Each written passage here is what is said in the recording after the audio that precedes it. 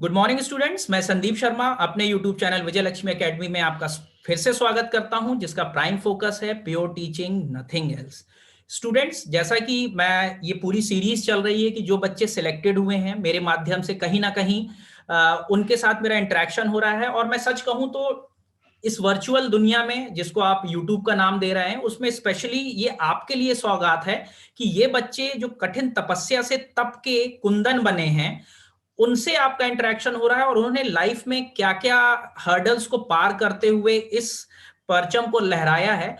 उन्हीं में से एक कैंडिडेट है हमारे साथ, अंकित अंकित दुबे हैं। अंकित दुबे अभी प्रेजेंटली एलआईसी एडीओ हैं। उसके बाद भी उनका प्रमोशन हुआ है, वो है क्या, वो अभी हम बातचीत में जानेंगे उनसे। इनको बता दें कि इनको आईबीपीएस जो 2020 है उसके तहत इनको कैनरा बैंक में एज अ पीओ अलॉटमेंट हुआ है। अंकित मेरे पुराने स्टूडेंटों में से एक हैं। और अंकित से बात करने से पहले, ये पूरा चीज करने से पहले, एक कुछ लाइन है अंकित के बारे में जो मैं कहना जरूर चाहूंगा। अंकित, ये आपके लिए है कि जी रख सर। हौसले, वो मंजर भी आएगा, प्यासे के पास चल के समुंदर भी आएगा, थक कर ना बैठ ए मंजिल के मुसाफिर, मंजिल भी मिलेगी और मिलने का मजा भी आएगा। अंकित, स्पेशली फॉर यू, और कॉन्ग्रेट्स मेरे लाल। बहुत चलो, बहुत धन्यवाद सर। हाँ चलो स्टार्टिंग हो रही भाई। अपना कुछ अपने बारे में बताओ, हमने तो बहुत बोल दिया जो बोलना था। हाँ सबसे पहले प्रणाम सर आपको। हाँ हाँ, खुश हो मेरे आपसे लाल। हाँ, आशीर्वाद के साथ शुरुआत करना चाहता हूँ। बिल्कुल बिल्कुल बिल्कुल। और यूट्यूब पे इस वीडियो को देख रहे सभी एस्पिरेंट्स और सभी दोस्तों को मेरी हम्म, तरफ से गुड आफ्टरनून। हाँ हाँ। मेरा नाम अंकित दुबे है। हम्म मैं आजमगढ़ जिला उत्तर प्रदेश से बिलोंग करता हूँ। हम्म। और आर्ट स्ट्रीम में मैं ग्रेजुएट हूँ। हम्म। और इंग्लिश लिटरेचर से पोस्ट ग्रेजुएट हूँ। ओके ओके, हाँ हाँ। और आप ही लोगों की तरह जो लोग एस्पिरेंट हैं, बाकी हम्म लोगों की तरह मैं भी एक विजन लेके कि बैंक में हम्म पीओ बनना है, एक हम्म स्टेबल जॉब करनी है, उसके साथ मैं हम्म इलाहाबाद आया था। और बिल्कुल 4 सालों का संघर्ष रहा मेरा। बिल्कुल बिल्कुल, इसमें हाँ इस हाँ दौरान बहुत सारे अप्स एंड डाउन्स देखे। कुछ बार हाँ हाँ कॉन्फिडेंस आया कि नहीं मैं कर सकता हूँ। हाँ कई हाँ। बार ऐसा भी लगा कि मेरे बस का है भी या नहीं। वो कहते हैं हम्म। कि फेलियर से आदमी को योग्यता पे शक होने लगता है अपने, बिल्कुल, वो तो है। कि हम योग्य भी हैं इस दौरान कि हम्म नहीं है। कहीं हम्म। हम गलत फील्ड में ही तो जो है, कहीं हमने अपनी योग्यता से ज्यादा तो लक्ष्य नहीं निर्धारित कर लिया है। लेकिन इन सारी चीजों से गुजरने और अप्स एंड डाउन सब देखने के बाद फाइनली आज मैं सिलेक्टेड हूँ। एक बिल्कुल कैनरा बैंक पीओ के रूप में मेरा अलॉटमेंट बिल्कुल हुआ है इस बार। बिल्कुल अच्छा लग रहा है। बिल्कुल और ये लग रहा है कि वर्षों की मेहनत आज सफल रही। बिल्कुल और साथ ही साथ ये भी लग रहा है कि वो जितने दौर जब मैंने ये फिर से ये निर्धारित किया कि नहीं मुझे अभी पढ़ना है, समय है, मैं फिर से पढ़ सकता हूँ। अब हम्म। लगता है कि वो निर्णय जो है कि गेम चेंजिंग रहा या लाइफ चेंजिंग रहा। अगर बिल्कुल शायद उस दौरान मैं क्विट कर देता तो आज कहाँ होता उसका कोई निर्धारण नहीं है। बिल्कुल लेकिन आज जहाँ हूँ इस बात का निर्धारण कर सकता हूँ कि ये उसी फैसले की वजह से है, जो बिल्कुल। मैंने समय समय पे ये ले लिया कि स्पिरिट टूटनी नहीं चाहिए, ये हम्म कंटिन्यू रहे। हम्म। और अगर आप स्पिरिट बरकरार रखेंगे, मेहनत करेंगे तो एक दिन जरूर मिलेगा। जब मिलना शुरू होगा तो फिर इसी तरह मिलेगा। बिल्कुल बिल्कुल बिल्कुल फिर अंकित आपको लगातार सफलताएं जी। मिलेंगी। अंकित, ये तो बताओ, मेरे जी ख्याल सर। से मेरा और तुम्हारा इंटरेक्शन सबसे पहले 2016 में हुआ था, 16 या 17 में जी ही सर। हुआ था। जी सर, सेकेंड हाफ 2016 में। 16 में हुआ था। उस समय मेरे क्या पीजी पूरा हो गया था कि क्या चल रहा था? हाँ सर, पीजी पूरा हो गया था। मैं बीएड कर रहा था, बीएड मेरा 1 साल पूरा हो गया था। अच्छा अच्छा अच्छा, हाँ हाँ हाँ हाँ उसके हाँ। बाद मैं प्रिपरेशन में एंट्री किया था। अच्छा, तो अंकित, जी सर। अप्स एंड डाउन्स में अगर हम बात करें तो ये तो अब जो पा लिया है आपने, पाने में कहते हैं ना हर्डल्स आते हैं, लाइफ में हर्डल्स आती हैं। जी तो सर। सबसे पहले वो तो परिवार का सपोर्ट तो रहा ही है, ऐसा तो नहीं है, क्योंकि जी जब भी सर, आप मेरे बिल्कुल पास सर, टूटे उनके हो, बिना संभव नहीं। हाँ जी सर। जब भी टूट के आए हो, जब भी टूटे हो, जितनी बार भी टूटे हो, मिले हो मुझसे, मुझे इतना पता है, हर बार मिले जी हो, सर। ठीक है। जी सर। तो ये बताओ सबसे पहले कि अगर हम ये चैनल जो इतने लोग देख रहे हैं, जहां भी ये व्यू किया जाएगा, क्योंकि इसको मैं अपलोड कर देता हूँ, उसके बाद बच्चा धीरे धीरे देखता रहता है, ये अलग अलग जगह के बच्चा देखता रहता है। एक चीज आप जी ये सर। बताओ कि ये प्रिपरेशन करने के लिए सबसे पहले अगर हम बात करते हैं, टफेस्ट सब्जेक्ट माना जाता है, दैट इज मैथ्स। मैथ्स के जी लिए सर। क्या किया था, कैसे किया था, ये बताओ आप हमको, कैसे किया है सर, मैथ? जर्नी जहाँ से मेरी स्टार्ट हुई वहां से मैं बताना चाहता हूँ। हाँ हाँ, बिल्कुल बिल्कुल। ये कह सकते हैं कि मैथ्स मेरा सबसे वीक पॉइंट था। हाँ हाँ हाँ और मैं जब प्रिपरेशन में आया था तो हाँ मैं यही सोच के आया था, जो एक हमको लगता है मूर्खतापूर्ण सोच थी। हाँ हाँ हाँ मुझे पता नहीं था, मैं ये सोच के आया था कि मैं मैथ को स्किप करके कंपटीशन क्रैक कर जाऊंगा। हाँ हाँ हाँ हाँ हाँ क्योंकि मैं सोच रहा था कि रीजनिंग और इंग्लिश में मैं नंबर खींच लूंगा हाँ हाँ और मैथ में सिर्फ कट ऑफ पार हो जाऊंगा तो हम्म मैं पार हो जाऊंगा, मतलब नौकरी हम्म मिल जाएगी, मैं मेंस तक एंट्री कर जाऊंगा। हम्म। यही वजह थी कि 2017 तक मेरा एक सिंगल प्री भी क्वालिफाई नहीं हो रहा था। ओके हाँ हाँ यहाँ तक कि मैं मैथ की कटा भी पार नहीं कर पा रहा था। ओके हाँ और मैथमेटिक्स में स्थिति मेरी ये थी कि मैं सिंपल इंटरेस्ट भी बकायदा P R T P into R into T by 100 करके कैलकुलेट करता था। मेरी कैलकुलेशन इतनी खराब थी, या कह ले मैथ इतनी खराब थी, ओके हाँ हाँ मैं जीरो पे था मैथ पे। हाँ हाँ हाँ तो अब 2017 तक जब मेरा कोई प्री क्वालिफाई नहीं हुआ, 2017 मैंने सारे एग्जाम दिए, हम्म कोई प्री क्वालिफाई नहीं हुआ, हम्म। तब मुझे ये लग गया था कि मैथ के बिना हम्म कुछ होना नहीं है। और उस दौरान मैं मैथ की इंडिविजुअल ट्यूशन ले रहा था, हम्म लेकिन मैं मैथ को सिर्फ एज अ क्वालिफाइंग सब्जेक्ट के रूप में देख रहा था कि क्वालिफाई हो जाऊंगा तो मेरा बेड़ा पार हो जाएगा। जबकि ऐसा था नहीं। तब मुझे एहसास हुआ कि मैथ में मुझे स्कोर करना पड़ेगा, नहीं तो इसके अलावा कोई चारा है नहीं आपके हाँ हाँ पास। तो मैथ से उसके बच के आप बैंकिंग में कहीं जा नहीं सकते हैं, तो उसके लिए प्री क्या आपका क्वालिफाई नहीं होगा। क्या किया अंकित उसके ने? लिए सर मैं तो सबसे पहले सर कैलकुलेशन पे काम, जो मुझे सबसे ज्यादा इंपॉर्टेंट लगा। एसटी कैलकुलेशन, जी सर, एसटी तो मुझे कौन लग रहा है सी? सर मैंने उस दौरान तो सर सबसे पहले मैंने महिंद्रा की एसटी से शुरुआत की हाँ थी। हाँ हाँ हाँ हाँ हाँ फिर उसके बाद मैंने कैरियर पावर की, यानी अड्डा 247 की एसटी दी। हाँ और हाँ सबसे ज्यादा अगर किसी एसटी पे मैंने प्रैक्टिस किया है तो अड्डा 247 की एसटी पे किया है। हम्म। उसके बाद जो मेरे बैचमेट्स थे जो कई सारे सीजीएल की प्रिपरेशन में थे, कोई एसएससी सीएचएसएल के था, तो हम्म। ऑफलाइन कोचिंगों में उनके यहाँ सीट मिला करती थी उनको मैथमेटिक्स की। हाँ हाँ हाँ हाँ हाँ तो जो हाँ एरिथमेटिक पोर्शन था वो मैं उनसे लेके रोज एरिथमेटिक उनकी सीट के सॉल्व किया करता था। ओके हाँ हाँ हाँ हाँ हाँ शुरू में सॉल्व किया करता था तो टाइम बाउंडेशन नहीं रखता था। उसका कारण ये था कि कॉन्फिडेंस ना हिट हो जाए कि मैं कर ही नहीं पा रहा हूँ। तो हम्म अगर 2 घंटे में 2 सवाल हो रहे हैं तो करता था, उनसे करता था। हम्म। एसटी दी और मैं लगभग सर मैंने 10,000 से ऊपर क्वेश्चन प्रैक्टिस कर दिए मैथमेटिक्स बिल्कुल के। बिल्कुल जुनून।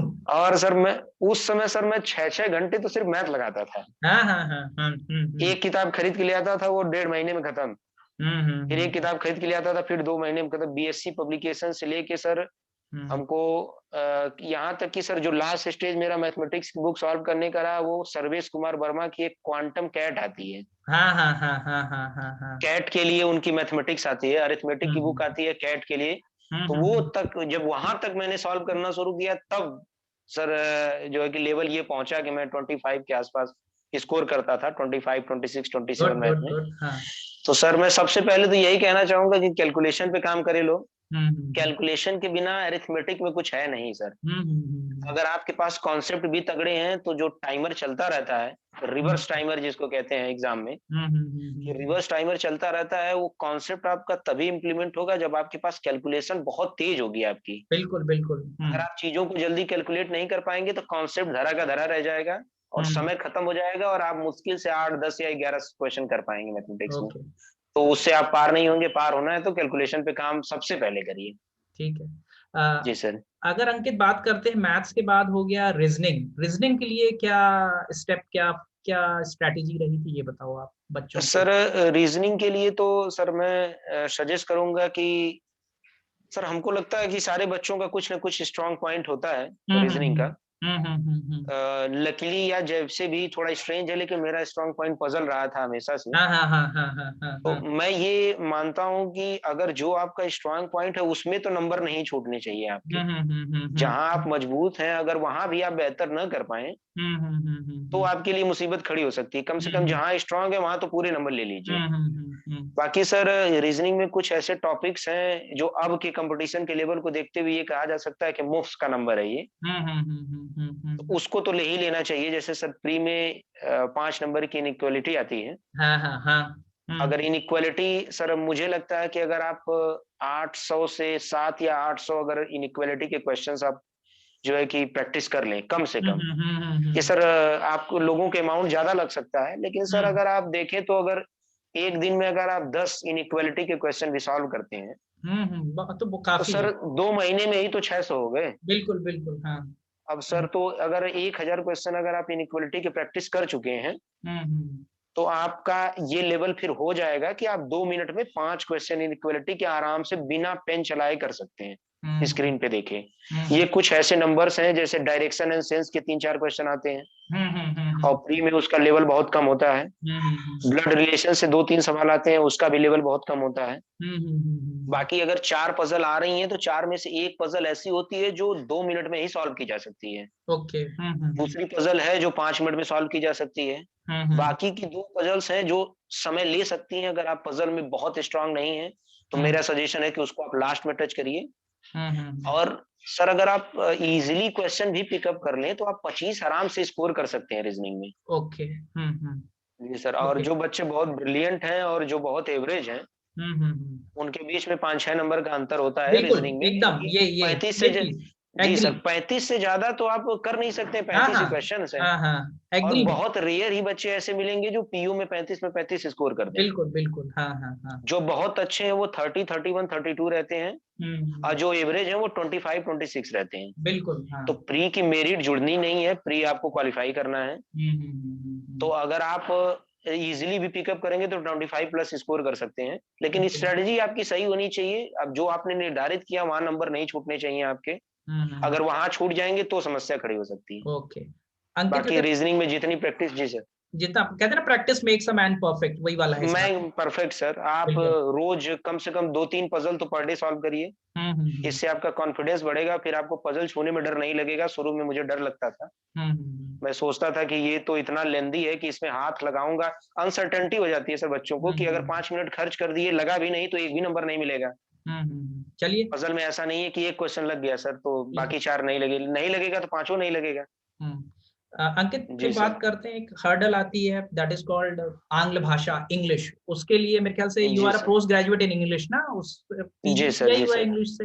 हाँ उसके लिए जी बताओ थोड़ा सर। सा। हाँ इंग्लिश सर हमको लगता है कि बैंकिंग इंडस्ट्री को कुछ बच्चे अगर जो कुछ दिन की प्रिपरेशन के बाद अगर छोड़ के भागते हैं, तो उसका सबसे बड़ा कारण इंग्लिश की जो लेंदी अनसीन पैसेजेस हैं या कॉम्प्रिहेंशन, वही सबसे बड़ा रीजन है सर। और सर ये बैंक जो है कि स्पॉटिंग एरर या फिर जो है कि फ्रेज रिप्लेसमेंट पे कम ध्यान देता है, सबसे ज्यादा ध्यान कॉम्प्रिहेंशन पे दिया जाता है, क्योंकि ये बल्क में नंबर देते हैं।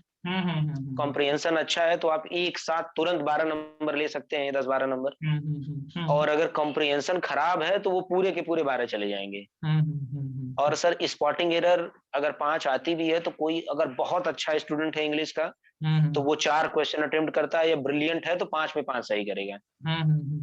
वरना मैक्सिमम बच्चे 4 तक ही जाते हैं, 5 किसी का सही होता नहीं, कुछ ना कुछ मिस हो जाता है। कोई छोटी सी आर्टिकल मिस हो गई तो 1 नंबर चला गया उसमें।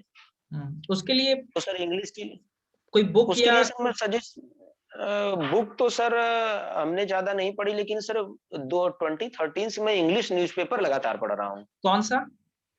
सर 2013 में मैंने जो है कि शुरुआत की थी।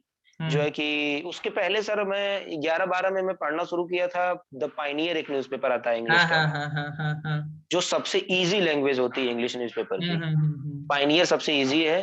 पायनियर पढ़ने के पीछे का कारण ये था सर कि पायनियर की लैंग्वेज आसान होने की वजह से आपके अंदर एक कॉन्फिडेंस पैदा होता है कि आप इंग्लिश न्यूज़पेपर पढ़ सकते हैं। सर अगर आप शुरुआत ही द हिंदू से करेंगे तो अगर हर लाइन में 10 बार आप डिक्शनरी खोलेंगे तो आप 10 लाइन से ज्यादा नहीं पढ़ सकते हैं। बिल्कुल। तो अब मैंने शुरुआत द पायनियर से की थी। दूसरा, जब मुझे लगा कि द पायनियर मुझे बहुत आसानी से समझ में आ जा रहा है, तो 2013 में मैंने स्विच किया था द हिंदुस्तान टाइम्स पे। उसके बाद टाइम्स ऑफ इंडिया। और सर जब मैं प्रिपरेशन में एंट्री किया बैंकिंग के, तो मुझे लग रहा है सर मैं अप्रॉक्स 2017 से मैंने द हिंदू पढ़ना शुरू किया था। ओके हिंदू है एक, हिंदू इज मस्ट। जी सर 3 से 4 लाइन। हाँ सर, लेकिन ये लोगों को सजेस्ट करना चाहता हूँ कि लोग ये कहते हैं, सर मेरा ओपिनियन थोड़ा स्ट्रेंज हो सकता हाँ है, हाँ हाँ हाँ हाँ बिल्कुल लोग ये बिल्कुल। कहते हैं कि द हिंदू पढ़ने से, द हिंदू से शुरुआत करिए तो इंग्लिश अच्छी हो जाएगी। लोगों को ये समझना चाहिए कि आपकी इंग्लिश ऑलरेडी बहुत अच्छी है, तब तो आपको द हिंदू समझ आना शुरू होता है। द हिंदू का जो लेवल है वो ऑलरेडी इंग्लिश आपकी बहुत अच्छी है, तभी समझ में आएगा वो। अगर आप किसी भी बच्चे को अगर हर एक शब्द पे डिक्शनरी ओपन करनी पड़ जा रही है तो उसका पेशेंस ज्यादा देर तक कायम नहीं रह सकता है। वो 10-15 लाइन पढ़ के क्विट कर देगा। Okay okay. अगर आपको 3 एडिटोरियल पढ़ने हैं तो आपके पास धैर्य होने चाहिए, तो आप बेसिक से शुरुआत करिए, वर्ड पावर को बढ़ाइए, उसके बाद द हिंदू आप ऐसे पढ़ना शुरू करेंगे जैसे हिंदी की किताबें पढ़ते हैं आप। ओके। पढ़ते जाएंगे, समझ आता जाएगा। कंप्यूटर्स अंकित? कंप्यूटर्स तो सर मैंने जो डिप्लोमा इन कंप्यूटर एप्लीकेशन किया हुआ था, ओके ओके, हाँ हाँ डीसीए हाँ। जब मैं था, तो उसकी नहीं, वजह से कुछ नेट से काफी हद कुछ तक पता था। स्पेशल कहीं से कंटेंट लिया हो, बच्चा देख रहा है हाँ तो सर, नेट से बहुत सारे कंटेंट लिए हैं सर मैंने। जैसे? नेट से बहुत सारे कंटेंट लिए हैं, जैसे सर जो एमसीक्यूज की सीरीज बना दी जाती है। बाकी सर बहुत सारे यूट्यूब के ऐसे चैनल हैं, जैसे आप सर कोई भी यूट्यूब चैनल जहां मिल जाए जहां टॉपिक एक्सप्लेन किए गए हों कंप्यूटर के, जिसमें सबसे ज्यादा आप अगर फोकस रखिए एमसीक्यूज, जैसे शॉर्टकट्स के लिए सर एमएस ऑफिस पढ़ना पड़ता है आपको, हाँ हाँ वहां से सबसे बिल्कुल, ज्यादा शॉर्टकट्स पूछे जाते हैं शॉर्टकट कीज कि पूछी कौन से जाती हैं। शॉर्टकट से क्या होने वाला है। जी सर, शॉर्टकट की हम्म। सबसे ज्यादा एमएस ऑफिस से पूछी जाएंगी। हम्म। बाकी मेमोरीज का चैप्टर इंपॉर्टेंट है और नेटवर्क का इंपॉर्टेंट है, हायरार्की हम्म। पढ़ जाइए आप। और ये सर आसान है, कोई बहुत ज्यादा नहीं, इसमें बहुत बिल्कुल। डेप्थ में नहीं पूछा जाता है, हम्म। ऊपर ऊपर से ही पूछा जाता है। ये आपको यूट्यूब से अड्डा पे मिल जाएंगे, महिंद्रा पे मिल जाएंगे, हम्म। बहुत सारे यूट्यूब चैनल्स हैं जो आपको टॉपिक एक्सप्लेन कर देते हैं। अच्छा। बाकी अगर आप बुक के रूप में पढ़ना चाहें सर, तो एक मैं सजेस्ट करना चाहूंगा बच्चों को, एक बीएससी पब्लिकेशन की कंप्यूटर्स। कंप्यूटर नॉलेज की बुक आती है, पतली सी। हाँ हाँ हाँ हाँ हाँ हाँ हाँ वो बेनिफिशियल है, उसमें सब कुछ दिया है, बस यही है कि उसकी लैंग्वेज हो सकता है कि आपको न समझ आए, हाँ हाँ हाँ। क्योंकि वो लोग इंग्लिश में ही किताबें अपनी लॉन्च करते हैं, बीएससी वाले। बीएससी वाले, हाँ हाँ हाँ। जी सर, इंग्लिश में ही किताबें होती हैं, तो हम्म अगर किसी की इंग्लिश कंफर्टेबल है तो वो वहां से समझ सकता है अच्छे से। हम्म। और बाकी यूट्यूब पे बहुत सारे सोर्सेज हैं जो आपको इजीली कंप्यूटर अवेयरनेस कवर करा देंगे। और आप यकीन मानिए सर, मैंने आरआरबी हाँ। पीओ 2019 में जो मेंस दिया था मैंने आरआरबी पीओ का, हम्म। 2020 में मैं नहीं दे पाया, 2019 में मैंने जो मेंस दिया था आरआरबी पीओ का, उसमें मैंने कंप्यूटर में 20 में से 18.5 स्कोर किए थे। बहुत अच्छा, वेरी गुड। और ये सर अंडरमाइन कर देते हैं इसको लोग, ये जबकि स्कोर खींच सकता है आपका। स्कोर, हाँ वही तो, ओवरऑल बढ़ा देता है ये स्कोर्स। अच्छा अंकित, जी सर, ये बढ़ा देता है, ये ऐड कर देगा। अब मैं एक ऐसे सब्जेक्ट की बात कर रहा हूँ, मेरा तो है ही फेवरेट, और ये स्पेशली इसके बारे में भी जो बैंकिंग और फाइनेंशियल अवेयरनेस की बात हो रही, करंट भी आ जाएगा उसमें आजकल जो पूछा जा रहा है। जी सर। लेकिन ये इंटरव्यू में कितने हद तक कारगर होता है, क्या होता है, ये स्पेशली तुम बताओ तो it is will better for me. मैं ना बोलूं, आप बोलो कि जो बैंकिंग एंड फाइनेंशियल अवेयरनेस का जो चैप्टर है, बच्चे क्या करते हैं, वो मेंस में पढ़ना स्टार्ट करते हैं।